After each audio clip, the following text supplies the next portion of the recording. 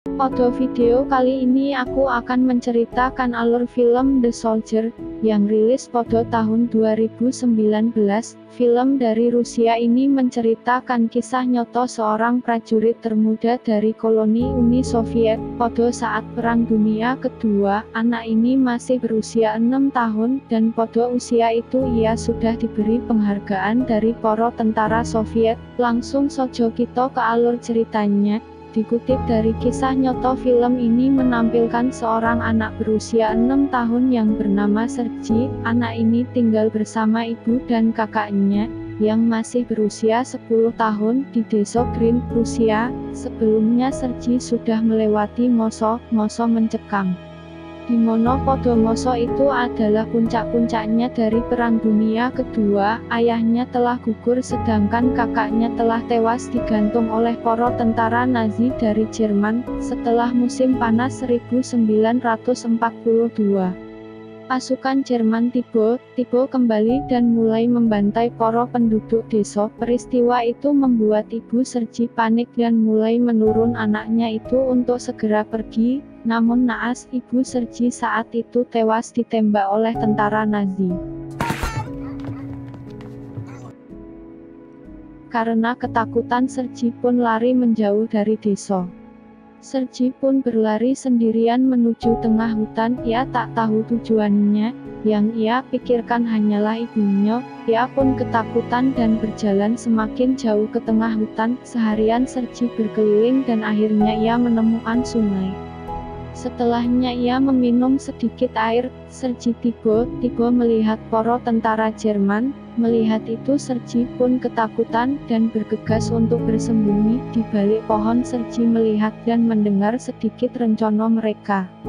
Saat itu ia juga kelaparan, dan berharap para tentara itu akan menyisakan makanannya. Untungnya setelah beberapa saat para tentara Jerman itu akhirnya pergi. Tampaknya para tentara itu sedang terburu-buru sehingga mereka menyisakan banyak makanan. Selama seminggu ia mengembara sendirian di dalam hutan. Sergei terus berjalan searah, dan meninggalkan tanda di dasar tanah. Di sono ia memakan buah-buahan, dan meminum air dari tetesan embunan. Suatu ketika tiba-tiba rudal terjatuh di belakangnya. Hal itu membuatnya tersungkur dan hampir membuatnya pingsan. Namun dalam kondisi seperti itu Sergei masih bisa berjalan. Ia mendengar burung-burung yang berterbangan. Hal itu menunjukkan bahwa ada seseorang yang melintasi hutan saat itu. Sergei pun menjauh dan bersembunyi. Sergei bermimpi ibu dan kakaknya yang saat itu masih hidup dengan tenang. Sergei pun terbangun, namun tubuhnya melemas karena kurangnya minuman. Pada saat itu juga hujan pun turun.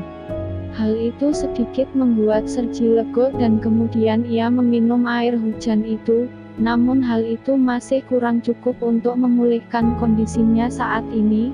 Namun setelah hujan turun, Sergei ditemukan oleh para tentara Rusia yang saat itu sedang berpatroli. Ia ditemukan oleh seorang mayor yang bernama Mikhail. Pada saat itu para pasukan pun merawatnya, karena mengetahui bahwa Sergei adalah korban pembantaian oleh para tentara Jerman. Sergei pun dibawa ke Stalingrad untuk dirawat. Di sono merupakan kemporo tentara Soviet untuk menjaga daerahnya dari penyerangan tentara Jerman. Sergei dirawat oleh wanita cantik yang bernama Nina. Di sono Nina juga bersedia untuk menjadi ibu baru dari Sergei. Sergei pun melihat para tentara yang terluka bahkan gugur. Hal itu membuat Sergei terobsesi untuk membantu mereka. Nina pun mengingatkan Sergei untuk menjadi anak yang tangguh dalam menghadapi semua masalah. Di sono ia juga sering dijenguk oleh Mayor Mikhail. Sergei pun lebih cepat akrab dengan Mikhail, karena di sepanjang hidupnya ia tak pernah merasakan kasih sayang seorang ayah. Sergei pun menceritakan semua peristiwa yang ia lihat. Mulai dari para tetangganya yang dibantai Nazi, hingga kakak dan ibunya yang telah tewas dibantai. Hal itu membuat Mikhail terharu mendengarnya. Mikhail pun menunjukkan sebuah pistol terbaiknya kepada Sergei.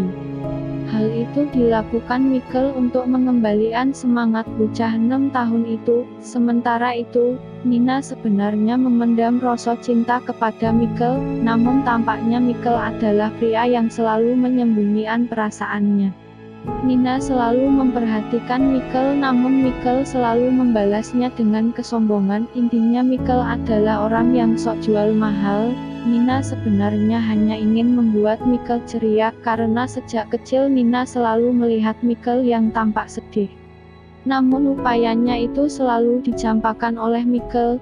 Di sono Sergi selalu diajarkan seluk-beluk dalam peperangan. Beberapa prajurit juga selalu mengajarkannya cara menggunakan peralatan tempur. Hal itu membuat semangat Sergi semakin tinggi. Keesokan harinya, para tentara Jerman datang kembali dan kemudian menyerang mereka. Namun kekuatan pertahanan mereka memukul mundur para koloni Jerman itu. Disinilah titik awal puncak perang Stalingrad. Mikkel teringat dengan Sergi dan kemudian kembali menjenguknya. Di sono Mikkel mulai iba melihat Sergi. Jauh sebelumnya, Sergi juga sudah menganggap Mikkel seperti ayahnya sendiri. Pada saat itu juga Mikkel langsung bersedia untuk mengadopsi Sergi. Mikkel bikin juga memberikan hadiah untuk Sergi, yaitu sebuah seragam tentara. Tampaknya Sergi sangat menyukai pakaian itu. Namun beberapa saat pasukan musuh tiba-tiba menyerangkan secara tak terduga, hingga akhirnya membuat para tentara banyak yang gugur. Di sono Sergi pun panik melihat para tentara yang terluka itu. Salah satu perawat mengingatkan Sergi agar ia bisa menjaga dirinya sendiri dan selalu menolong siapapun yang membutuhkan bantuan. Perkataan itu membuat Sergi bangkit dan mulai membantu para tentara yang terluka itu. Ia juga membantu membacaan surat yang dibawa oleh salah satu tentara yang terluka pada bagian matanya. Setelah peristiwa itu Mikkel mengajaknya untuk jalan-jalan. Namun saat itu mereka melihat bahwa pusat telekomunikasi mereka telah hancur akibat ledakan. Hal itu membuat mereka tidak bisa berkomunikasi dari jarak jauh. Melihat itu, Sergi langsung menawarkan dirinya untuk menjadi pengantar surat atau pesan. Melihat semangat Sergi, Mikkel pun merestuinya. Tugas tersebut membuat Sergi semakin gembira. Para tentara lainnya juga heran melihatnya. Sergi pun langsung membagikan surat yang berisi perintah dari Mayor Mikkel. Pada suatu saat ia berkeliling sendirian di dekat kem. Sergi menggunakan teropongnya, dan ia terkejut karena melihat para tentara Jerman yang menyusup. Sergi melihat bahwa para tentara Jerman telah memantau mereka di balik tumpukan jerami. Ia pun langsung melaporkannya kepada prajurit saat itu. Awalnya para prajurit menganggapnya sebagai lelucon, sehingga mereka hanya membawa sedikit prajurit ke sono, namun ternyata ucapan Sergi itu benar. Pada akhirnya mereka berhasil melumpuhkan beberapa moto Jerman itu, dan Sergi pun berhasil mengamankan sebuah monitor. Kejadian itu membuat Sergi diapresiasi oleh Mikkel dan juga tentara lainnya. Pada besoknya tentara Jerman kembali menyerang mereka dengan pasukan yang lebih banyak. Guncangan dari ledakan itu membuat Sergi sedikit terhambat dalam mengirim surat-suratnya. Salah satu prajurit memperlihatkannya bahwa ini adalah situasi yang berbahaya untuk Sergi. Maka dari itu ia menyuruh Sergi untuk segera kembali. Di tengah ia kembali bertemu salah satu prajurit yang sedang sekarat. Prajurit itu berpesan bahwa dirinya harus bisa menyambung kabel telekomunikasi darurat yang sebelumnya telah terputus. Karena hal itu membuat para prajurit kesulitan untuk berkomunikasi dengan komandan. Mendengar itu Sergi pun nekat untuk menyambung kabel yang telah berputus itu. Pada akhirnya komunikasi pun terhubung berkat perjuangan Sergi.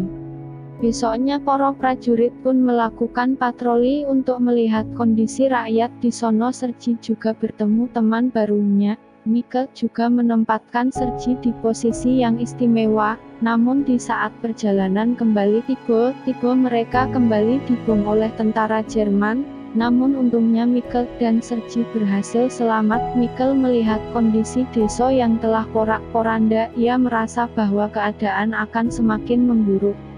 Mengingat para tentara Jerman adalah pasukan yang keras kepala dan juga kejam, malam harinya Mikkel pun mengajak Sergi untuk berbincang-bincang berdua. Di sono Mikkel mengatakan bahwa rintangan akan semakin sulit, dan Sergi pun harus tangguh menghadapinya. Namun belum selesai mereka berbicara, tiba-tiba musuh kembali menyerang. Bom pun diluncurkan secara bertubi-tubi, sampai akhirnya membuat Mayor Mikkel terhempas dan kemudian tertimpa oleh batang kayu. Saat itu hanya Sergilah yang menyadarinya. Dia berusaha memindahkan batang kayu itu, namun karena tak mampu, ia melaporkannya kepada beberapa prajurit. Singkat cerita, para prajurit berhasil menahan serangan, dan Mayor Mikkel pun berhasil diselamatkan. Sergi pun diberi penghargaan karena aksi heroiknya itu.